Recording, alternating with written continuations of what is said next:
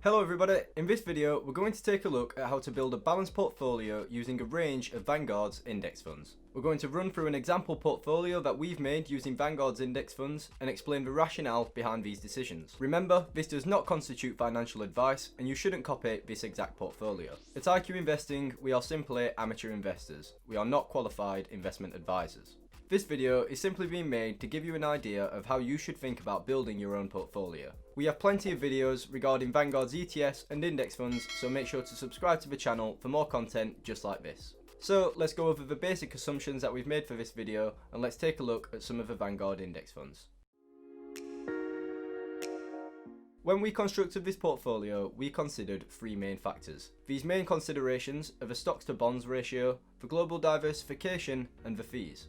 Let's take a look at each of these and figure out why they're so important. So one of the first things to consider when building your portfolio is your allocation to stocks and bonds. Usually this is considered as a percentage, for example 60% stocks and 40% bonds. The 60-40 portfolio is a traditional allocation and carries moderate risk considering that you are globally diversified. Stocks are a riskier asset class than bonds, so historically stocks have outperformed bonds. Bonds typically give less returns than stocks, but they are also less volatile. This means that during market downturns, a portfolio with bonds should experience less dramatic falls. You can think of adding bonds as a method to smooth out the wild ride on the roller coaster that is the stock market. However, we can't be certain that stocks will outperform bonds in the future. Remember, investing carries risks. Your asset allocation will influence the returns that you will receive and your exposure to risk. In this example portfolio, we're going to look at 100% allocation to stocks or equities. This means that the portfolio will be exposed to the systematic risk of the markets. But we can reduce the overall risk of a portfolio by diversifying. This brings us onto our next section. Diversifying is key to reducing the concentration risk of your portfolio. Diversification includes buying stocks from a wide variety of countries, industries, and sizes to reduce the risks associated with any particular segments.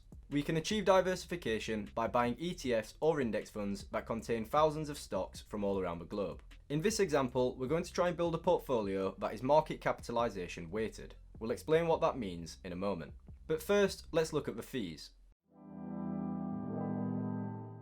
Our final consideration for this portfolio are the ongoing charges that are associated with the index funds that we are buying. The ongoing charge for an index fund or an ETF is essentially the annual fee that you have to pay for holding the fund. Whilst these fees can appear to be insignificant at under 1%, over time they can compound and have a tremendous effect on your portfolio. Check out our recent video on investing fees to get more information on this. In our example portfolio, we're going to try and keep the ongoing charges as low as possible. That will mean that more of the returns ends up in our pockets.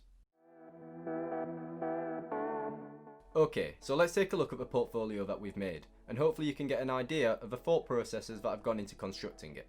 As we've mentioned, in this case, we're going to be looking at only Vanguard index funds, and we're going to be allocating 100% to equities. If you want to see more Vanguard index funds that are available, be sure to check out our video which summarises all of the Vanguard equity index funds. For this portfolio, we've selected 3 funds. These funds are the FTSE Developed World excluding UK Equity Index Fund, the Emerging Markets Stock Index Fund, and the FTSE UK All Share Index Unit Trust.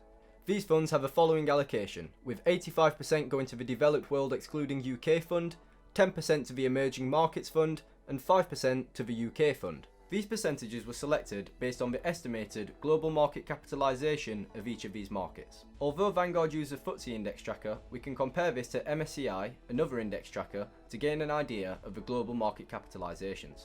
To have a truly globally diversified portfolio, we want our portfolio to match this breakdown. Let's first look at US equities. The MSCI index shows the US market has a market cap of 53%. That means that 53% of the global markets are made up of the US markets. The US equity portion of this portfolio is held in the FTSE Developed World excluding UK Index Fund. Looking at this, we see that this fund holds 67% in US equities. This looks like it's being overweighted. However, remember that this fund only makes up 85% of our portfolio. So if we take 85% of the US allocation, we approximately get 57%, which is more closely matched.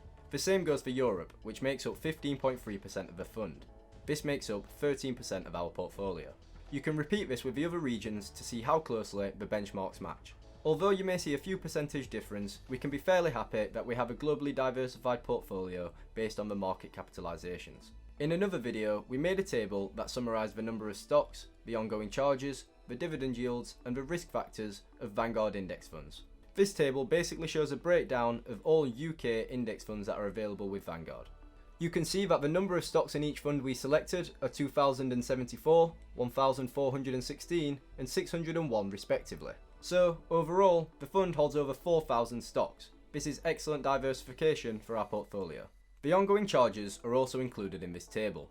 As you can see, the fees are 0.14%, 0.23% and 0.06% respectively. To calculate the total portfolio ongoing charges, we need to calculate the weight of fees for each fund. We do this by taking the weighted percentage of each fund, multiplying it by the fee and then adding them together. So for this portfolio, that is 0.14% times 85%, plus 0.23% times 10%, plus 0.06% times 5%. That gives our total portfolio ongoing charges, which comes out to 0.145%. That's pretty low considering we are tracking over 4,000 global stocks. Now that you've seen this, you should hopefully be able to have a go at creating your own portfolio. One thing to remember is that you'll periodically have to rebalance your portfolio, typically annually, to ensure that it is still matching the right market capitalisation and that it meets your risk tolerances. Rebalancing involves buying the funds that have underperformed and selling those that have outperformed to rematch those market weighted capitalisations. This has the added effect of buying low and selling high. I hope this video has helped you think about the thought processes that go into building a globally diversified portfolio. Using this same methodology, you can hopefully pick a set of Vanguard index funds and build a portfolio that is right for you.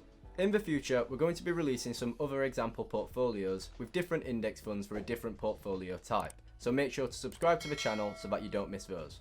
It would be great to hear what portfolios you have constructed for yourself using various ETFs and index funds, so please let me know in the comments below. As always, thanks for watching.